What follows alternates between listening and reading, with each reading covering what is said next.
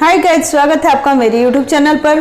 Guys, आज से हम लोग क्लास 10th के बायोलॉजी के जो ऑब्जेक्टिव क्वेश्चन आंसर्स है उसको पढ़ेंगे, जिसमें सबसे पहले आज पहला चैप्टर जैव प्रक्रम, जिसके महत्वपूर्ण 30 प्रश्न जो कि काफी महत्वपूर्ण प्रश्न हैं, ऑब्जेक्टिव हैं, इनको मैं बताऊंगी। तो चलिए शुरू करते हैं आज का वीडियो।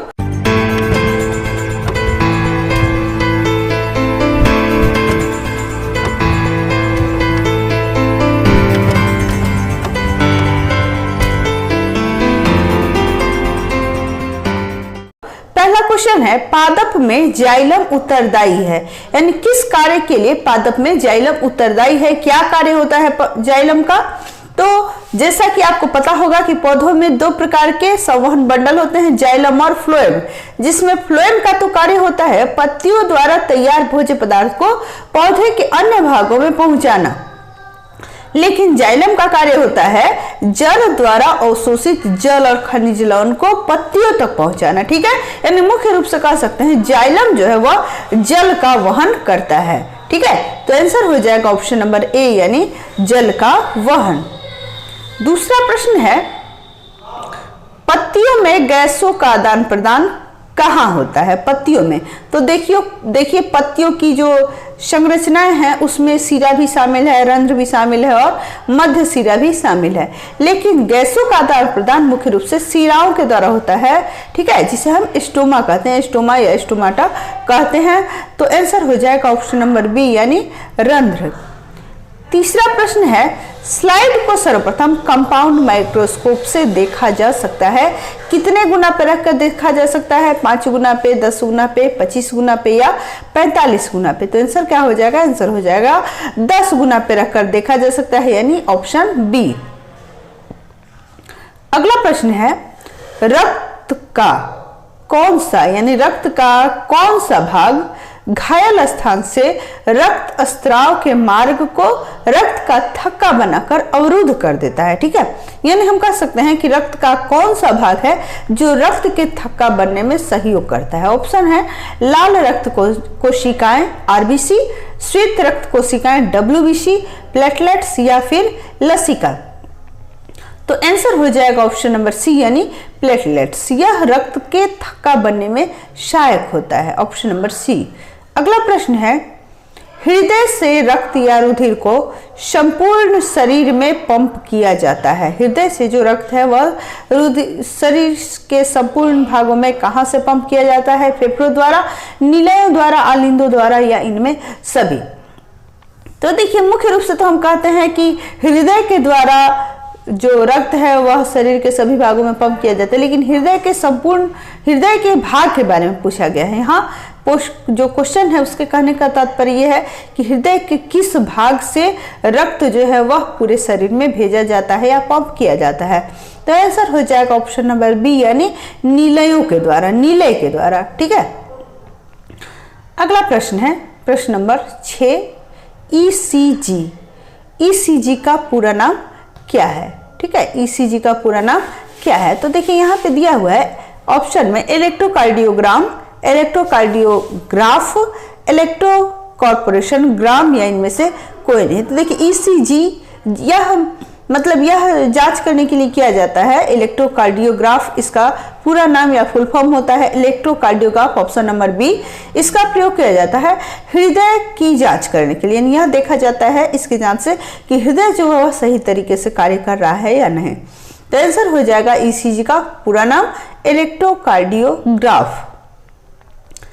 चलिए अगला प्रश्न है, मैग्नीशियम पाया जाता है, यानी मैग्नीशियम किस में पाया जाता है। क्लोरोफिल में, लाल रक्त वर्ण में, वर्णी लवक में या फिर श्वेत रक्त कण में। किस में पाया जाता है, लाल रक्त कण में, वर्णी लवक में, श्वेत रक्त कण में या फिर क्लोरोफिल में। तो आंसर हो जाएगा ऑप्शन नंबर ए, यानी क्लोरोफिल में। मुख्य रूप से यह पादपों में जो पाया जाने वाला लवक है जो 3 प्रकार के होते हैं। क्लोरोप्लास्ट पहला है जिसमें यह क्लोरोफिल होता है और इसी में मैग्नीशियम पाया जाता है।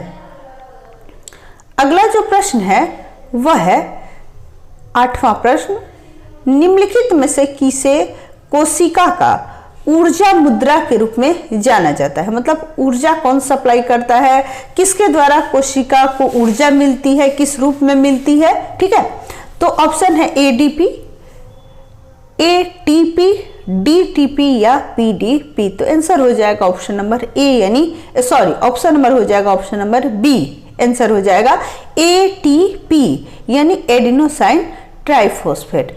इसे ही कोशिका का ऊर्जा मुद्रा के रूप में जाना जाता है। अगला जो प्रश्न है, पौधों में श्वसन क्रिया के अंतर्गत एडीपी यानी एडिनोसाइन डाइफॉस्फेट के टूटने से कितनी ऊर्जा मुक्त होती है। ऑप्शन है 30.5 किलोजूल प्रति मोल, 305 किलोजूल प्रति मोल्स, 3.5 किलोजूल प्रति मोल या इनमें से कोई नहीं। तो आंसर हो जाएगा ऑप्शन नंबर सी यानी 3.5 किलोजूल प्रति मोल।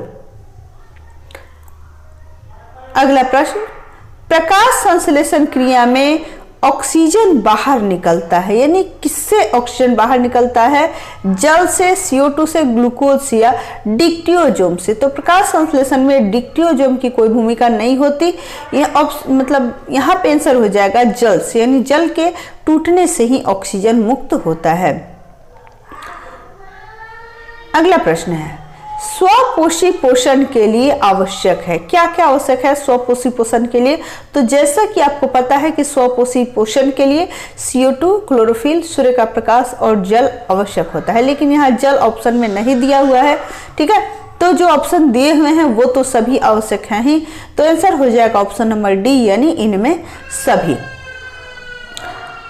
अगला प्रश्न 12वां प्रश्न है, ये ऑक्सीजन है, यानी ऑक्सीजन क्या है? वसा है, एंजाइम है, हार्मोन है या कार्बोहाइड्रेट है। तो देखिए यहाँ पे जो आंसर दिया हुआ है क्वेश्चन में वो गलत है। ऑक्सीजन जो है वो एक पादप हार्मोन है जिसका पौधों में बहुत ज़्यादा, मतलब कह सकते हैं बहुत ज़्यादा इसका प्रभाव पड़ता है ऑक्सीजन। ठीक है, कह सकते हैं कि ऑक्सीजन जो है यह मुख्य रूप से पादप में वृद्धि करने वाला हार्मोन है। ठीक है, अगला प्रश्न है, द्विखंडन होता है। द्विखंडन किसमें होता है? अमीबा में, पैरामीशियम में, लिस्टमैनिया में या इनमें सभी में। तो आंसर हो जाएगा द्विखंडन जो है यह अमीबा में पाया जाता है। और भी कई जंतु हैं जिनमें द्विखंडन के द्वारा जनन की प्रक्रिया होती है, लेकिन यहाँ जो ऑप्शन दिए हैं उनके अनुसार अमीबा में द्विखंडन होता है। तो आंसर हो जाएगा ऑप्शन नंबर ए। अगला प्रश्न है, इथाइल अल्कोहल किस प्रकार के श्वसन में बनता है? तो जैसा कि आपको पता है कि श्वसन की क्रिया है यह दो प्रकार की होती है। वायवीय श्वसन जो ऑक्सीजन की उपस्थिति में होती है और अवायवीय श्वसन जो कि ऑक्सीजन की अनुपस्थिति में होती है। ठीक है, तो यहाँ पे इथाइल अल्कोहल पूछा जा रहा है कि किस प्रकार के श्वसन में बनता है। तो आंसर हो जाएगा ऑप्शन नंबर बी यानी अवायवीय श्वसन, इसमें इथाइल अल्कोहल बनता है। अगला प्रश्न, यकृत से निम्न में से कौन सा रस निकलता है? यकृत से निम्न में से कौन सा रस निकलता है? लार रस, जठरस, पित्त रस या त्रिरस। तो देखिए यकृत से पित्त निकलता है जो कि पित्ताशय में जमा होता है और यह छोटी आंत के पहले भाग यानी ग्रहणी में आता है।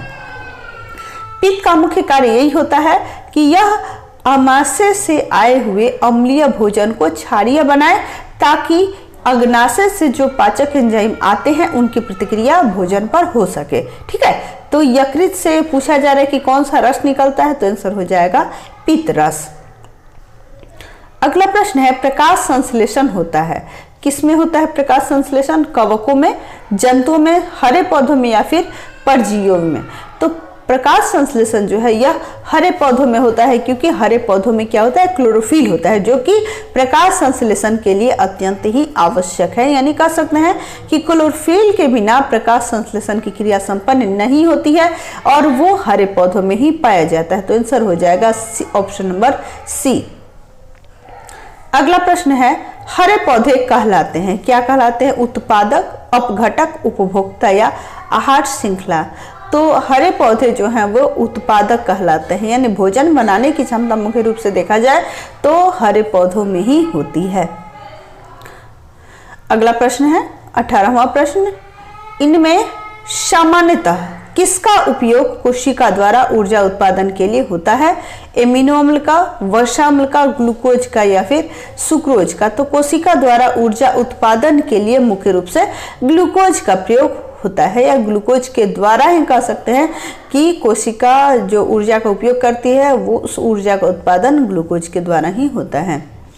अगला प्रश्न, मनुष्य में सांस लेने और छोड़ने की क्रिया को क्या कहा जाता है? तो देखिए, सांस लेने की क्रिया को निश्वसन और सांस छोड़ने की क्रिया को निःश्वसन कहा जाता है, लेकिन यहाँ दोनों क्रियाओं के बारे में पूछा रहा है तो दोनों क्रियाओं के सम्मिलित रूप को हम श्वासोच्छ्वास कहते हैं। ठीक है, तो आंसर हो जाएगा ऑप्शन नंबर बी यानी श्वासोच्छ्वास। अगला प्रश्न है प्रश्न नंबर 20, निःश्वास द्वारा निकली वायु में रहती है। निःश्वास यानी जो वायु हम छोड़ते हैं, वायुमंडल में छोड़ते हैं, उस वायु में कौन सी गैस रहती है? CO2, O2, पायरुवेट या नाइट्रोजन? तो आंसर हो जाएगा ऑप्शन नंबर ए यानी CO2। हम जो सांस छोड़ते हैं निःश्वसन की क्रिया द्वारा उसमें मुख्य रूप से CO2 ही होता है। अगला प्रश्न है प्रश्न नंबर 21, प्रकृति में ऑक्सीजन का संतुलन कैसे बना रहता है? तो देखिए, चूंकि हमारी जो श्वसन की प्रक्रिया है उसमें हम ऑक्सीजन को सांस के रूप में लेते हैं और कार्बन डाइऑक्साइड को छोड़ते हैं, लेकिन पौधों में जो प्रकाश संश्लेषण की क्रिया होती है उसमें वो कार्बन डाइऑक्साइड को ग्रहण करते हैं और CO2 को छोड़ते हैं। ठीक है, तो इस तरह हम कह सकते हैं कि प्रकृति में ऑक्सीजन का संतुलन जो है वह प्रकाश संश्लेषण की क्रिया द्वारा ही बना रहता है। ऑप्शन नंबर बी इसका सही आंसर हो जाएगा।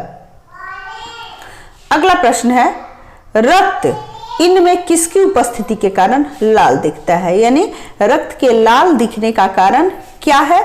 ऑप्शन है गोविंद, हीमोग्लोबिन, थ्रोम्बोप्लास्टिन या फिर फाइब्रिन।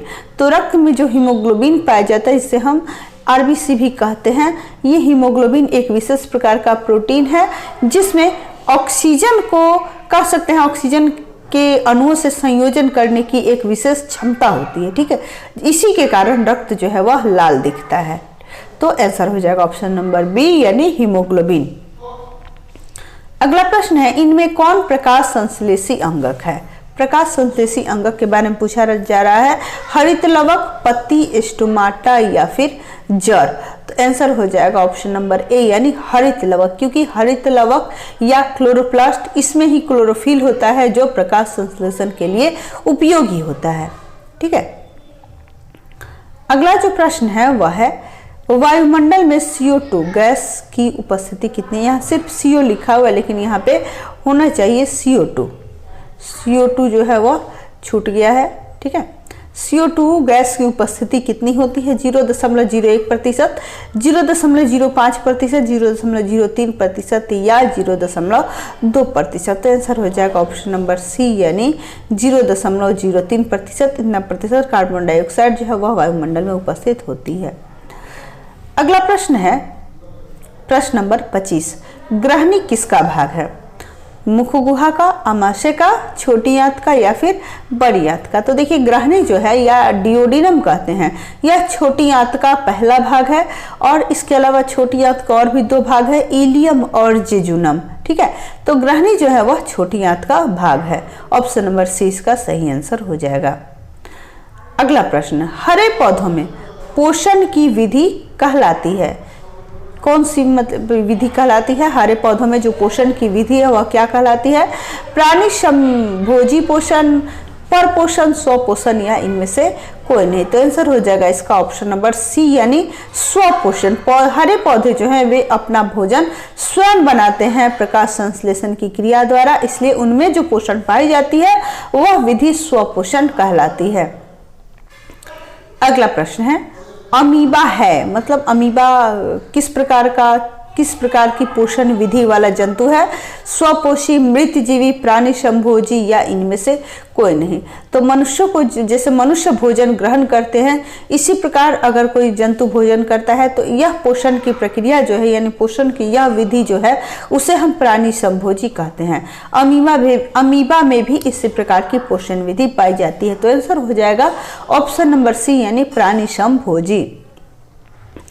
अगला प्रश्न है, लार में कौन सा एंजाइम पाया जाता है? लार में ऑप्शन है माल्टोज, इरेप्सिन, एमाइलेज या फिर लाइपेज। तो देखिए लार में एमाइलेज नामक हार्मोन पाया जाता है जो कार्बोहाइड्रेट के पाचन के लिए, मतलब कार्बोहाइड्रेट का पाचन करता है। ठीक है, तो हम कह सकते हैं कि एमाइलेज जो है वह मुंह में ही पाचन की क्रिया शुरू कर देता है कार्बोहाइड्रेट को, मतलब कार्बोहाइड्रेट के पाचन में।